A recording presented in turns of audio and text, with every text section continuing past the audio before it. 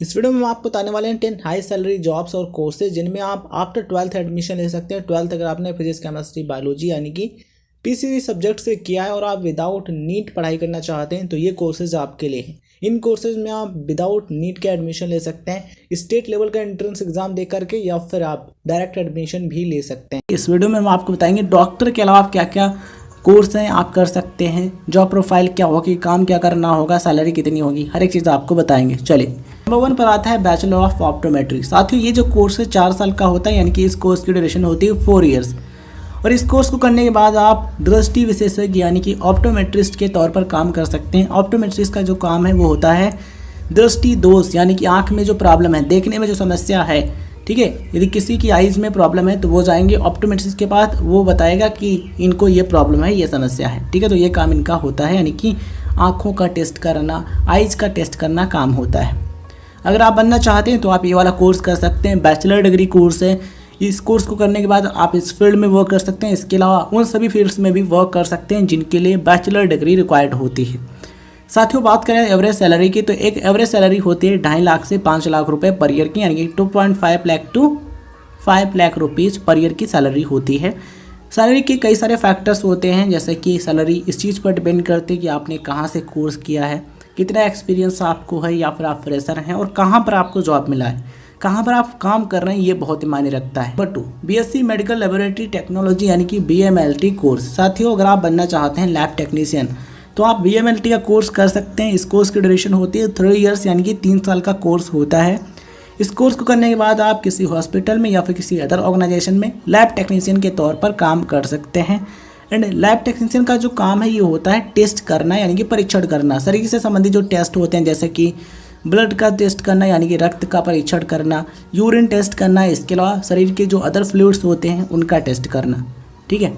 सो अगर आप बनना चाहते हैं तो ये वाला कोर्स आप कर सकते हैं। बात करें एवरेज सैलरी की, तो एक लैब टेक्नीशियन की जो एवरेज सैलरी है ये 1 lakh to 8.5 lakh rupees per year तक की हो सकती है, यानी कि 1 लाख से लेकर के 8.5 लाख रुपए पर ईयर तक की सैलरी हो सकती है। अगर आप मंथली सैलरी जानना चाहते हैं देन आप इसको डिवाइड कर सकते हैं 12 से, यानी कि 12 से आप डिवाइड कीजिएगा, मंथली सैलरी आ जाएगी। नेक्स्ट है बीएससी रेडियोलॉजी का कोर्स। साथियों ये जो कोर्स है इसकी ड्यूरेशन होती है 3 से 4 साल। डिपेंड करेगा कि आप कहाँ से कोर्स करने जा रहे हैं, तो जहाँ से भी आप कोर्स करना चाहते हैं वहाँ पर पता कर लीजिएगा कि इस कोर्स की ड्यूरेशन 3 साल आपके यहाँ या फिर 4 साल है। इस कोर्स को करने के बाद आप बन सकते हैं रेडियोलॉजी टेक्नीशियन। रेडियोलॉजी टेक्नीशियन जो होते हैं उनका काम होता है एक्सरे, सीटी स्कैन और एमआरआई स्कैन जो होते हैं उनका टेस्ट करना, मतलब कि ये जो परीक्षण होते हैं वो करना। और ये जो रेडियोलॉजी टेक्नीशियन होते हैं ये काम करते हैं रेडियोलॉजिस्ट के साथ में। अगर कोई पेशेंट है, उनको कोई प्रॉब्लम है, तो वो कैसे पता करेंगे, वो टेस्ट करके पता करेंगे ना कि इनको क्या प्रॉब्लम है। तो ये रेडियोलॉजी टेक्नीशियन जो है वो टेस्ट करेगा और रेडियोलॉजिस्ट के साथ में काम करके उसको उस बीमारी से मुक्त कराएगा, यानी कि उसका इलाज करके उसको ठीक कराएगा, ठीक है। तो उपकरणों का जो रखरखाव है, टेस्ट करने का काम है, ये रेडियोलॉजी टेक्नीशियन करते हैं। साथियों अगर हम बात करें एवरेज सैलरी की, तो रेडियोलॉजी टेक्नीशियन की जो एवरेज सैलरी है ये 1.7 to 7 lakh rupees per year तक की हो सकती है। डिपेंड करता है कि आपने कहाँ से कोर्स किया है, कितना एक्सपीरियंस आपका है। देखिए स्टार्टिंग में आपकी सैलरी कम होगी, लेकिन जैसे जैसे आपका एक्सपीरियंस बढ़ेगा देन आपकी जो सैलरी है वो इंक्रीज होती जाएगी। Number 4, BSc operation theatre technology. साथियों ये जो कोर्स है इसकी ड्यूरेशन होती है 4 साल, यानी कि 4 इयर्स का कोर्स होता है। इस कोर्स को करने के बाद आप ओटी टेक्नीशियन के तौर पर काम कर सकते हैं। स्पेशली यहाँ पर आपका जो काम रहेगा ये रहेगा ऑपरेशन थिएटर में। देखिए किसी भी पेशेंट का जब ऑपरेशन किया जाता है ना, उससे संबंधित जो इक्विपमेंट्स होते हैं, जो उपकरण होते हैं, उनको सही तरीके से रखना, उनको सही तरीके से फिट करना, ठीक है। जो ऑपरेशन करने वाले डॉक्टर्स हैं, जो सर्जन हैं, ठीक है, उनके कामों में हेल्प करना, या फिर आप कह सकते हैं कि ऑपरेशन थिएटर के जो उपकरण होते हैं उनका रख रखाव, उससे संबंधित जो काम होता है वो एक ओटी टेक्नीशियन करता है। बात करें एवरेज सैलरी की, तो सैलरी होती है 4 लाख से 8 लाख रुपए पर ईयर तक की। डिपेंड करेगा कि आपको कहाँ पर जॉब मिला है, आपको कितना एक्सपीरियंस है। Number 5, BSc nursing course. साथियों ये जो कोर्स है 4 साल का होता है, यानी कि इस कोर्स की ड्यूरेशन होती है 4 इयर्स। 12th बायोलॉजी वाले स्टूडेंट्स इस कोर्स को कर सकते हैं। 12th में आपके पास physics, chemistry, biology and English ये सब्जेक्ट होना ज़रूरी है। इस कोर्स को करने के बाद आप वर्क कर सकते हैं नर्स की जॉब प्रोफाइल पर। इसके अलावा नर्सिंग की फील्ड में जो अदर जॉब प्रोफाइल्स होती हैं उन पर आप काम कर सकते हैं। साथियों एक सवाल यहाँ पर यह भी आता है कि नर्स का काम क्या होता है। तो नर्स का काम होता है पेशेंट्स की केयर करना, यानी कि मरीजों की देखभाल करना।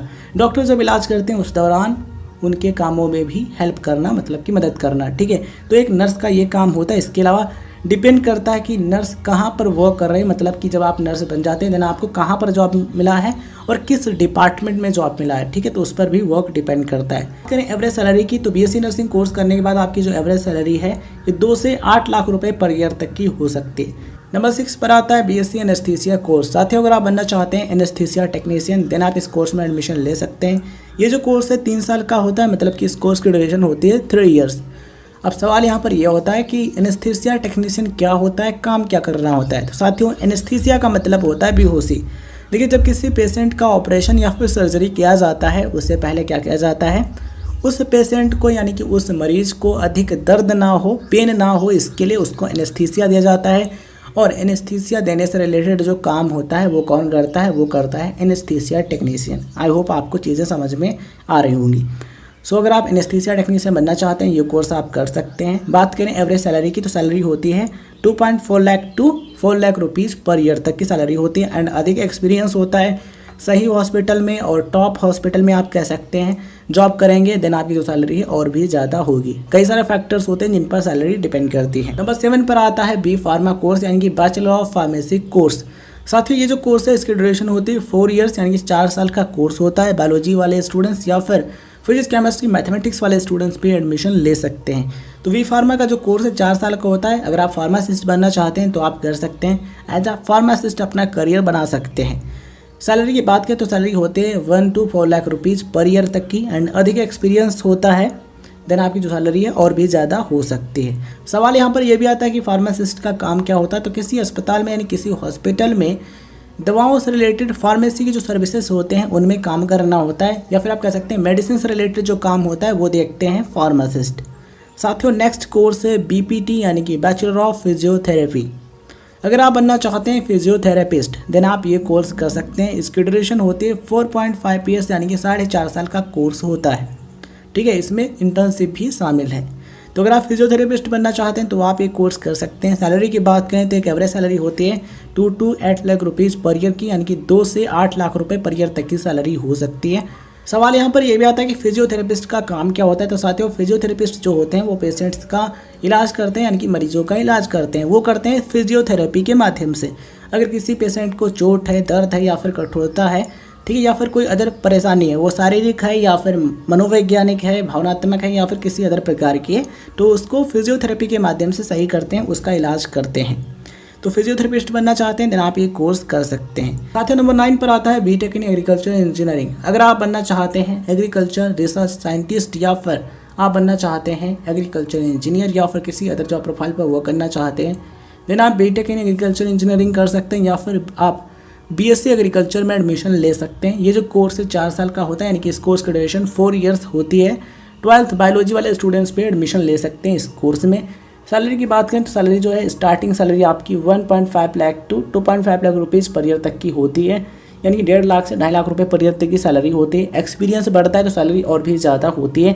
कई सारे फैक्टर्स होते हैं सैलरी के लिए। ठीक है, तो अगर आप किसी अच्छे कॉलेज से करेंगे, अच्छी कंपनी में या फिर अच्छे ऑर्गेनाइजेशन में, अच्छे विभाग में आपको नौकरी मिल जाती है तो शुरुआती सैलरी भी आपकी काफ़ी अच्छी होगी, काफ़ी ज़्यादा होगी। ठीक है, तो ये जो सैलरी है आपकी 9 लाख रुपए पर ईयर तक की हो सकती है। और भी ज़्यादा एक्सपीरियंस होता है, सही जगह पर काम कर रहे हैं तो इससे भी ज़्यादा हो सकती है। उम्मीद करते हैं चीज़ें आपको समझ में आ रही होंगी। लास्ट है बीएससी बायोटेक्नोलॉजी कोर्स। साथियों, अगर आप बनना चाहते हैं बायोमेडिकल इंजीनियर या फिर बायोटेक्नोलॉजी साइंटिस्ट बनना चाहते हैं देन आप ये कोर्स कर सकते हैं। इसकी ड्यूरेशन होती है 3 ईयर्स यानी कि 3 साल का कोर्स होता है। सैलरी आपकी हो सकती है 3 से 8 लाख रुपए पर ईयर तक की। ठीक है, तो अगर आपको बायोटेक्नोलॉजी की फील्ड में करियर बनाना है देन आप ये कोर्स कर पाएंगे और आप इस फील्ड में वर्क कर पाएंगे। सैलरी 3 से 8 लाख रुपए पर ईयर तक की होती है। और भी ज़्यादा एक्सपीरियंस होता है देन आपकी सैलरी और भी ज़्यादा हो सकती है। तो साथियों, ये करियर ऑप्शन है जो कि डॉक्टर बनने के अलावा है। अगर आप डॉक्टर बनना चाहते हैं तो हमने पहले वीडियो बताया था, वो वाला देख लीजिएगा। डॉक्टर के अलावा आप क्या क्या बन सकते हैं ये हमने आपको बता दिया है। ये करियर ऑप्शन है जिनमें आप अपना करियर बना सकते हैं। इसके अलावा साथियों, ये जो करियर ऑप्शंस हमने आपको बताए, अगर आप इनमें नहीं जाना चाहते हैं, इनमें करियर नहीं बनाना चाहते हैं तो आप क्या कर सकते हैं, 12th बायोलॉजी के बाद आप कर सकते हैं बीएससी या फिर बीए या फिर कोई अदर बैचलर डिग्री कोर्स कर सकते हैं। ठीक है, मतलब कि 12th के बाद ग्रेजुएशन का कोई भी कोर्स करने के बाद आप अप्लाई कर सकते हैं यूपीएससी सिविल सर्विसेज एग्जाम के लिए एंड आप बन सकते हैं आईएएस ऑफिसर यानी कि इंडियन एडमिनिस्ट्रेटिव सर्विस ऑफिसर, या फिर IPS आप बन सकते हैं, IFS से आप बन सकते हैं, या फिर इसके अलावा और भी जॉब प्रोफाइल होती हैं उन पर भी आप वर्क कर सकते हैं। UPSC सिविल सर्विसेज एग्ज़ाम दे सकते हैं। स्टेट PCS का एग्ज़ाम जो होता है उसको भी आप दे सकते हैं। SI का एग्ज़ाम जो होता है सब इंस्पेक्टर का, उसको दे करके आप दरोगा बन सकते हैं, यानी कि सब इंस्पेक्टर बन सकते हैं। बैंकिंग की फील्ड में जाना है तो बैंक PO या फिर बैंक क्लर्क का एग्ज़ाम दे करके आप बन सकते हैं। एंड रेलवे में जाना है देन आप रेलवे में ग्रेजुएशन लेवल का जो एग्ज़ाम होता है आप उसके लिए अप्लाई करके रेलवे में भी जॉब पा सकते हैं। सो यहाँ पर हर एक चीज़ डिपेंड है आप पर कि आप किस फील्ड में काम करना चाहते हैं, आप कहाँ पर वर्क करना चाहते हैं, क्या करना चाहते हैं। अब आपको डिसाइड करना होगा कि हमें किस फील्ड में जाना है। देखिए, किसी भी फील्ड में जाने से पहले सबसे पहले आपको उसके बारे में प्रॉपर जानकारी होनी चाहिए। तो सबसे पहले आप जानकारी लीजिए, फिर देखिए हमारा इंटरेस्ट किस में है, हमारा किस में ज़्यादा मन लगेगा, किस में हम वर्क करने के बाद खुशी प्राप्त कर पाएंगे, उसमें हम खुश रह पाएंगे, प्रसन्न रह पाएंगे और संतुष्ट रह पाएंगे। ठीक है, तो इन चीज़ों को ध्यान रखिएगा, देन आप अपने हिसाब से करियर ऑप्शन चूज कर सकते हैं, उस फील्ड में अपना करियर बना सकते हैं। देखिए साथियों, कोई भी फील्ड है जब आप उसको अच्छे तरीके से समझेंगे और उसमें सीखेंगे, मेहनत करेंगे तो निश्चित ही आपको सफलता मिलेगी। आप अपना करियर बेहतरीन बना सकते हैं। बस आपको सीखते रहना है, मेहनत करते रहना है। उम्मीद करते हैं साथियों इस वीडियो से आपको काफ़ी जानकारी मिली होगी और ये जानकारी आपके लिए काफ़ी हेल्पफुल रहेगी।